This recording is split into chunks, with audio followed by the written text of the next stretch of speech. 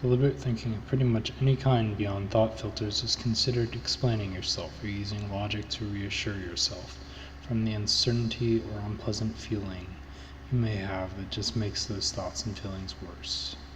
My strategies are either living with the garbage unwanted thoughts, saying them as they come up deliberately, or positive or negative thought filtering, repeating phrases or mantras pretty much all while you're awake to make the rest of your background thoughts automatic and not deliberate. Basically a workaround for no mindfulness. First, this may seem terrifying, but the real harm is simply not being able to think or feel what you want most of the time. Mindfulness remains the only thing that almost worked entirely for actually eliminating some of the more gritty thoughts. Other ways of living might be becoming a traveler to always be somewhat immersed in something else than myself. Here's an example. Right here. Okay, I'm gonna have to. So, I used to have really stressful thoughts and feelings, so the best way for me to work with it was walking for the most part. Just give you an idea of just kind of the lengths I could go to deal with these things. So I live around here. So I'd walk, the furthest I've ever walked was from around here to this wash over here. Okay, so one city block and then walk the wash. I'm not sure if city blocks are the same everywhere, but here, so I walk down the wash, cutting through multiple city blocks, 1, 2,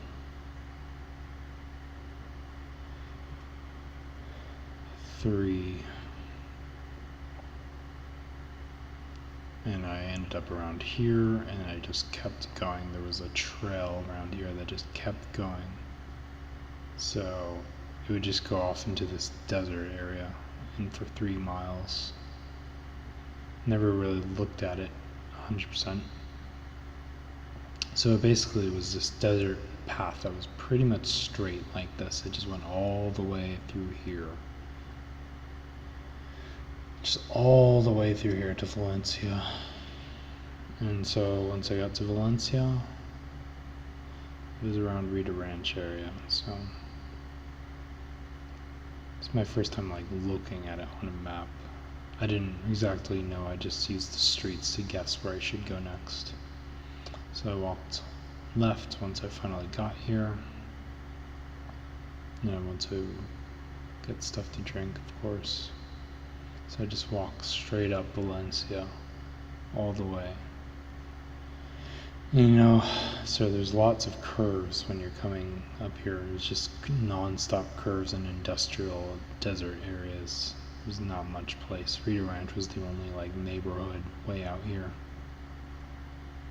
So everything else was just industrialized desert zones. And it would have been smart to go straight up Cole, because that would just send me right back into the main city area. But I didn't do that. It would have just sent me right back into the main city, which would have been really easy to get back to where I wanted to be. But I did not do that. No, I did not. Oh boy.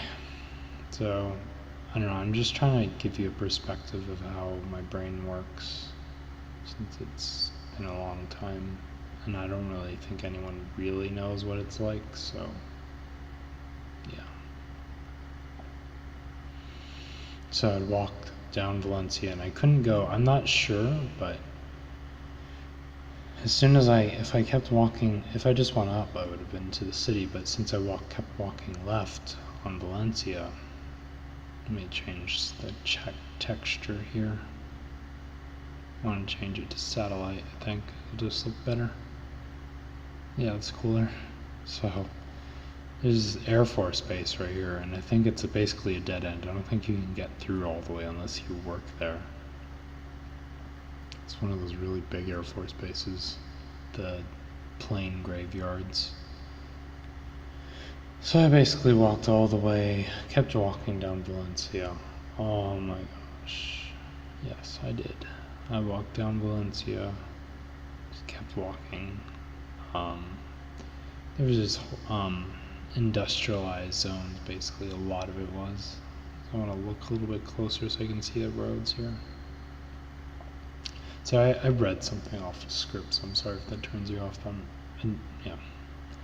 So I had a choice here. There was basically like a highway beginning to start here, or at least around here, I-10.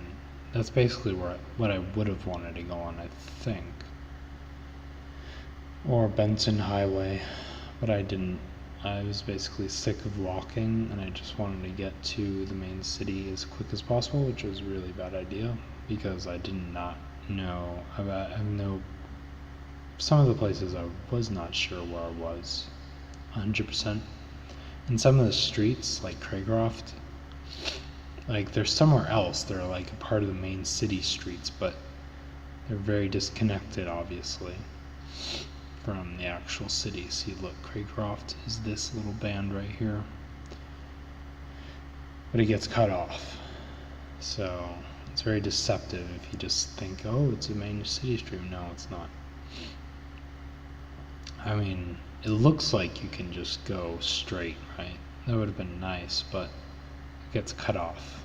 It's not turns, and then it becomes something else. And so I was just basically walking through this industrialized, dead-end, like, life. Like, it was just a dead zone. That's the way I describe it. At least for me, when I was experiencing it. Just very... It was near the end of the day. I was basically outside all day, so I was basically just forced, once I started walking this way, since I had no idea what was ahead every turn. I was basically just forced to keep walking once I got in deep to it enough. So I just walk all the way around here. There's lots of twists and turns, and it was just all industrial. Just nothing else but industrial and desert zones. And this is the electric power company area right here. So we'll walk by that for Tucson. So I finally made it to a main street area, South Alvernon. And there's a big train track up here, right here, that I crossed from getting out of there and walked all the way up Alvernon. It's this big street, industrialized zones, pretty much all the way. I mean, sure, there's probably some houses out there if you walked around, but it's not like the city. That's where you want to be, because I want to get to where the buses were, because it's just a ridiculous amount to walk. Once I walked by the easiest route, once I just kept walking down Valencia, I was pretty much fucked. So I just kind of had to keep walking. So I had to keep going, and eventually, this might get confusing. I might lose. I'm not 100% sure what happened here, but I was walking around these roads somewhere, and I'm not 100% sure, but I think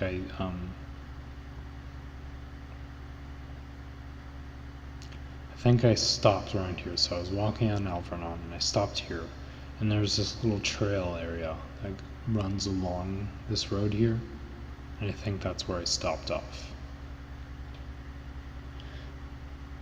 And I've been around here somewhat before, but I was just really wanting to get out.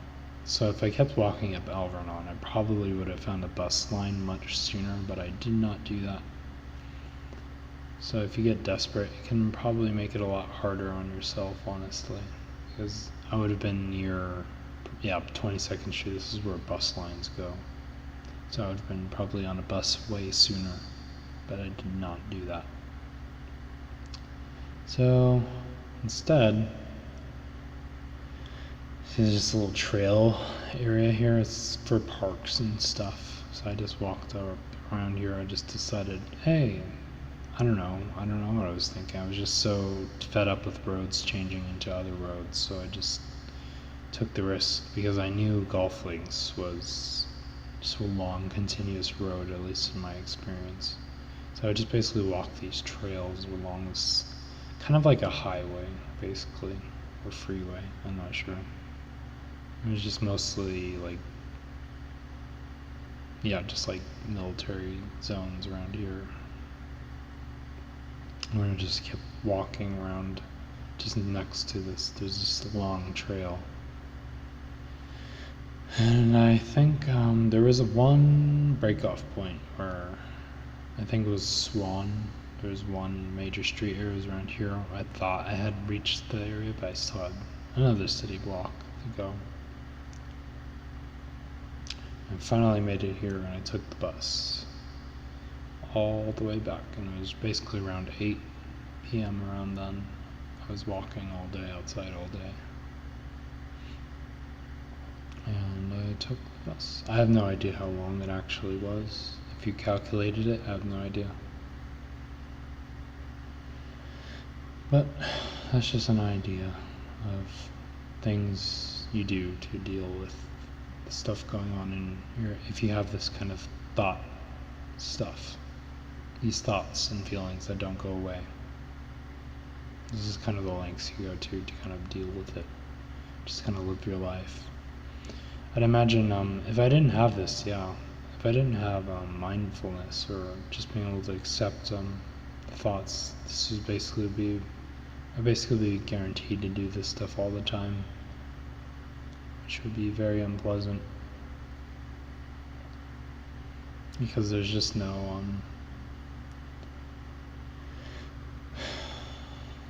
it just never stops. Like, you would just keep on going and going, and I would basically just live outside for the most part. And that's fine if you want to do that, so. Anyways, that's it. I don't know if this recorded properly, if it was a horrible video, but yeah. Alright. And just to give you an idea of what the thoughts and voices are, I don't know if I'll share it. It's kind of graphics, so you can stop the video now if you don't want to hear it, because this is basically the stuff that you hear if you don't thought filter. So if you don't say a mantra or a phrase over and over. So an example of a positive phrase that I would say is rise up, I'm not dead, over and over. Just say that. So as you're saying that, rise up, I'm not dead, rise up, I'm not dead, rise up, I'm not dead, rise up, I'm not dead, or if you say it in like a slower rhythm, you have background thoughts, and basically they start to filter through every time you're not. They filter through, basically, your brain catches on to the fact that you're repeating something. So it doesn't need so much energy to think about it all the time. So it's basically having other thoughts while you're saying that. And so it basically essentially makes all your thoughts non-deliberate. So it's just you, purely you. And so this is basically the closest you can get to being mindful without actually being that mindful, which is crazy, right? So that's just an example of a positive phrase. So, I want to surround myself with what I love and take it with me, ultimately. Or, I can, I will, I love. Or, I want to stay clear. I want to help myself, not hurt myself. Stuff like that, just ideas, just positive stuff that you can just filter everything out with and just keep doing whatever you want to do despite all the negativity that you hear all the time through voices or thoughts. Originally it was thoughts, and now it's more just voices. So it's basically just the same thing. It's just like voices saying this negative stuff. So it makes the mantras viable. So if it was intrusive thoughts, I wouldn't be able to say the mantras, because intrusive thoughts basically they get worse when you block them out. But voices, they're not like that. They're basically like commentary rather than, your actual thoughts. So if you use a thought filter, you're not actually, congesting your own thoughts necessarily. But the thing is, if you just let your thoughts go and you just let them be, this is the graphic part, you have all sorts of horrible stuff that you used to have as intrusive thoughts, but are now just, the kind of just the background residue of it all. So I wouldn't be able to do any of this with, if I just had intrusive thoughts. So in a way, it's kind of good that it's voices, because it gives me more options since I'm not very mindful, which is very important. It's basically just focusing on your breathing, bringing yourself back to the present moment. And you can focus on many things. It can be sounds, it can be images, it can be internal dialogue, it can be external, so it can be being present to the world outside of you, it can be being present to inside of yourself. But, yeah, so there's lots of ways to deal with this. So what I'm doing right now is basically just accepting everything as it is. I've done it before, but just basically accepting exactly what I think and exactly what I feel for the most part, even if it's just utterly useless. It seems that way for the most part. I think it helps in terms of just not reacting. So that's kind of the point. So it's basically helps you expose to it so you're not reacting in like fear or like just being like disturbed all the time, right? So you're not, it's like if I'm watching a video and I have a thought about, okay, this is where it gets gross, so you can stop the video now if you don't want to know. So if I have a thought about, some incest thought about like fucking my brother or my mother or something like that, and I see like a little kid in a video and it's like, oh, I'm a pedophile because I thought of, I had a thought about fucking them or something like that. So just stuff like that. And the usual response, if you're new to it, obviously you'll freak out, so you're going to be like, oh, that's not me, block it out, I don't want to think that, I don't want to feel that. That just makes, if you have a serious problem, it's just going to make it worse. Maybe for most people they don't react right away, or if you have a problem, it's going to come back worse if you block it out. So you basically are stuck with dealing with it and feeling it and thinking eventually, inevitably, unless you die or something. Or if you don't have a serious problem, like it doesn't come back like that. But it does for me. So you're just left with dealing with it. So if you're doing something like, if you want to just enjoy stuff, it's going to be a problem because it goes into every aspect of your life. Whether you're just eating food, or you're just outside, or you're talking to someone, maybe you're talking to someone you like, and you have this horrible thought about, that they're like a slut or something, or like you don't deserve them, or you're a bad person. I did that one thing, I didn't clean my cat's dish well enough or something, so I'm this horrible person because my cat's gonna get sick and die horribly, and I don't deserve to talk to this person because I did so many horrible things.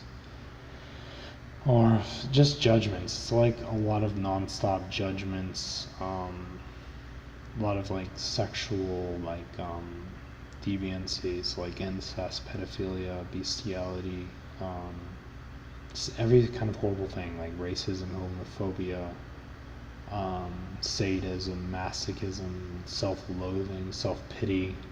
It's just every horrible thing. So I can just I never usually give specifics on the thoughts themselves because they're just so horrible.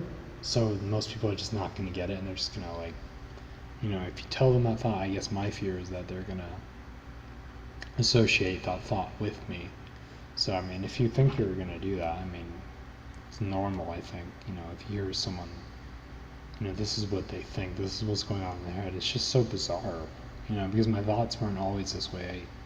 I swear, it was like, it was perfect, it was pristine compared to what I go through now. Well, quote unquote pristine. It was just more of what I wanted to think, what I wanted to feel. So But what you learn after a long time of going through is that it doesn't change who you are.